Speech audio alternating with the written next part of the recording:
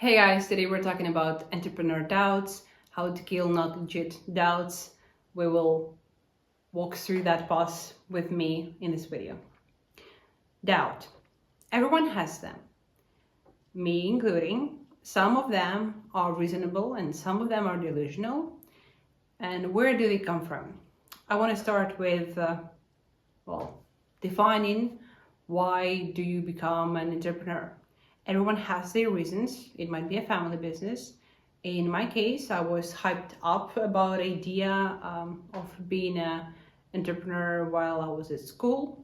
It was because of different business books that were popular at the time, because of my teacher who promoted the idea, and because maybe I was tired of taking orders from teachers at school. I was a really good student and I wanted to do something differently. But that was basically that.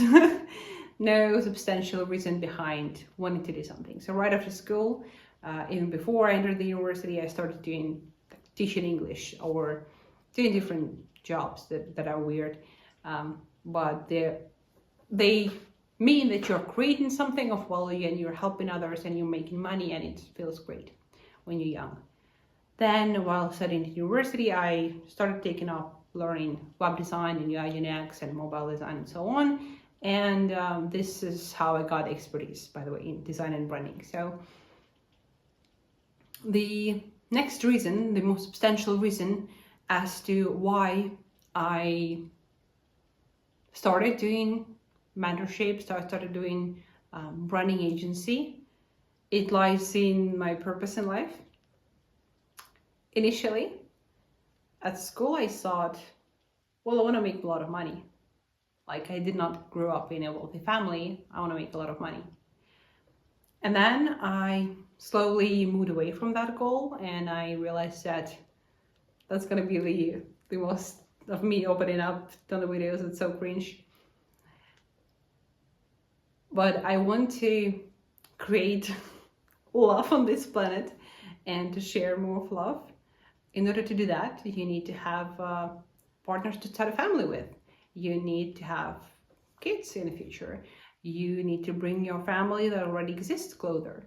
Your brothers and sisters, your friends, they also can be your family. And for some time, I really had my friends as a family for me, so it's important. Or other acquaintances, and that's what makes your life richer, not the money.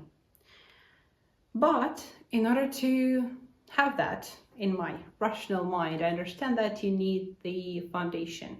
You need the power to protect those that you love and those who you love. And you need the money for that. So now the money idea, it started taking a bit more sense and a bit more meaning to me. Now it's not just money for the money. That's what changed. And another step was understanding how to get there. The people who are ruling the world, who have the power, the power to protect, right? People who have power, they are not 9-to-5 corporate workers. They might have started this way to acquire skills, but they are not. They have made enough money either on their job first and invested, or they have started a business. Somebody acquired it and they made money and they invested, and then they just grow their assets in different ways by making their money make them more money. And the idea with business comes with the logic of slowly starting out, even with zero, and being so steady and conquering this hardship, figuring out the right product and figuring out the right approach, and then making the money. Investing in products that you are creating. For example, in branding agency, we'll create applications in SaaS, so we can invest in it. Or instead of payments, we can take a percentage and create an investment portfolio, and basically that's how you get to the top. So that was my reason. You might criticize it, it might be right or wrong, but that was my reason for doing business. Looking back, I cannot change business for doing a job right now. I understand how much freedom I have, how much free will I have. I can do whatever I want. I create whenever I want, and it's awesome. I would not sell my life for the money right now. You might have your own reasons. They might be right or wrong for entrepreneurship. Sometimes you have doubts when you have the wrong reason. That's the first thing. So if you understand that your reasons for doing business might be wrong, dig deeper and find the right reason. Or you can just like borrow my reason. It doesn't matter. But make sure that the reasons are right. That's the only way you'll make it, because you'll be confident enough. The next thing would be misalignment with the reasons, or with, I would say, the purpose. It's better to say with a purpose. If you want to do more good for people, right, to help them out, to create a new product that would be innovating. There was Emma Greedy, who started a company with organic chemicals in products for cleaning. And in my opinion, that's the solid reason for starting a company. So many people suffer from allergies. It leads even to cancer, and having organic cleaning products in the house is important. So she's doing a good thing. That's the right reason. And it is aligned with her values. And I think the second reason why we have doubts is it's misalignment with your own values. That's where you start kind of suffering. And I know it's hard, but just try to make it aligned with your goals. I do struggle with this piece myself. That's where I have doubts. Understand that running an agency right now and for 5, maybe even 10 years will still be valuable, really valuable compared to AI. Because AI can create a logo, AI can create a website, AI can do user flow, AI can do a design for 1 page, 5 pages, 10 pages of the application. But what AI cannot do, it cannot make everything linked, strategic, unique, and aligned across platforms, across materials. What I'm talking about is we would start off with research. I'm not going to focus on what we do in the agency, but no AI can link creating one target audience person with creating a brand concept that's going to be unique, with creating both a logo, like all logo, user flow, wireframes, all the screens for the application, the animation for it, SRS documentation with the website, and develop the website. And you can come close, but it's not what you can do with AI right now, not in an automated way. And that's what we can do in the agency. So it's a wholesome approach. There is no wholesome approach in AI, no uniqueness. It's basically taking what already exists and mixing it up and getting out the average result, not a unique idea. That's why you need human brain for now. But sometimes I understand the value that we produce, but sometimes I understand that the value we produce is targeting founders and companies of a premium level. And those companies, they are not often making money the right way. They are not often following the right purpose. So it makes me sad. Like, we're not helping poor people get water, but we are helping rich people get richer. And that what has a bit of a problem in my mind with our purpose and what we're doing. But I hope that those rich people are just like good people. So I have a doubt around that. If we sum up, you can have doubts around your reasons why you're doing business, and you can have doubts about your ways and methods of doing business. Obviously, there are much more, like not being sure in the quality of your product. For that, I believe it can be fixed easier than having a purpose or being aligned with that purpose. Having a good quality product.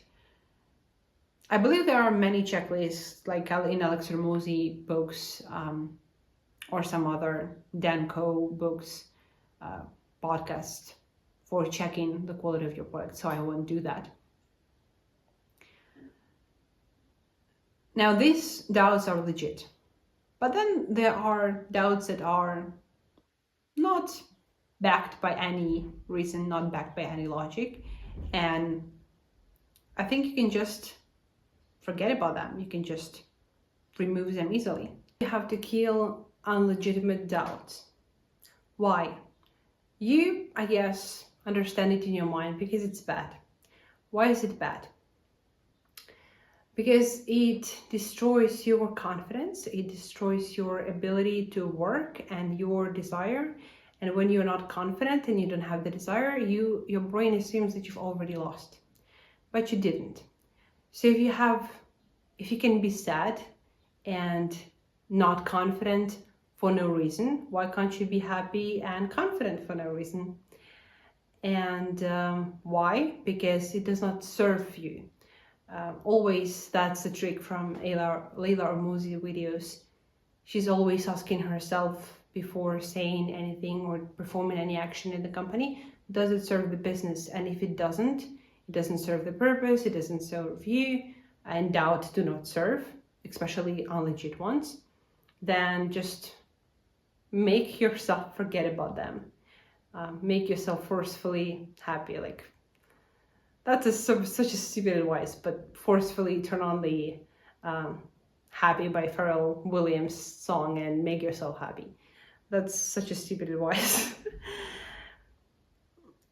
And if you think that you're failing, if you think that you are really doing bad at business, you do not know the quality of the product, and you are at a disadvantage and so on, you're not. Most likely it's a natural process. Most likely having obstacles on the way of pursuing the goal is normal, and everyone has them. And the bigger our obstacles, the stronger you get, the more skills you have. So the more likely you're gonna get to the top. That's how I calm myself down. Currently, I consider to have taken a step back with the agency relaunch. For more than 3 months, we didn't have new clients at the agency, and I even stopped working with my designers from the team. And it's such a depressing and lonely period of relaunching the agency, of preparing new portfolio, of niching down and defining new target audience, preparing new contract. It's such a longer period. And it was winter and it was like dark and I felt super unmotivated. But now we're back. There should be Britney Spears playing somewhere and I'm gonna be like Michael Scott. And I'm back. I'm not gonna continue the phrase. So taking a step back is okay to get faster. I have a great history of Xi Jinping, the General Secretary of China. I hope I pronounced his position correctly. He was born into an elite family, so his father was close to Mao Zedong. He was the leader of China at the time. They kind of fought together. Then, so the guy, when he was young, he was in the society not rich, but he had the future and he had the means and he had a great school. When his father fell in unfavor of Mao Zedong, he was thrown into jail, and Xi, who was a kid, got thrown out of school, and he went for rural works in the field. He got interested in politics, in joining the party, so he joined the party. And in order to get to the top, get the power, there is a fierce competition in the capital, in Beijing. Instead of going there and comparing himself to others and just going straight forward for the main positions, he went to provinces that were much smaller and were rural, and where he could get some friends and get acquaintances and connections and become a general secretary of the province. I don't know how it's called. Let's say the governor or something of provinces. And he went to around 4 provinces, and he spent there 17 years of building his political image and career and connections. And only after 17 years in politics in rural area, he moved to Beijing. It's not a rural area. Some of the areas were like port cities. At the end, it was Shanghai for the shortest period of time, and there was one military area as well. So he had a military support. I'm not saying it's the key to success, but if you look at the biographies of world rulers and so on, they have such a long path towards their goal, and they are keeping strategic steps, and they are not born great, and they do not come to power in the first year. They do not make money in the first year. The Amazon story is, I mean, it's huge. It's strategic. And sometimes it looks like you're failing, but if you are sure in your skills, in your expertise, if you love this thing, if you are unshaken and you don't have stupid doubts that mess up your workflow, you'll make it. Either in 17 years or in 20 years, in 40 years, but you'll make it. And you'll live your life to the fullest. And sometimes you have doubts because you have no support. It's really valuable. I have another story. I prepared so many stories. So we all know Kobe Bryant. And for the first season in which he played, he didn't score any basket. And his father went to every game. And at the end of the season, Kobe told his father not to come to games because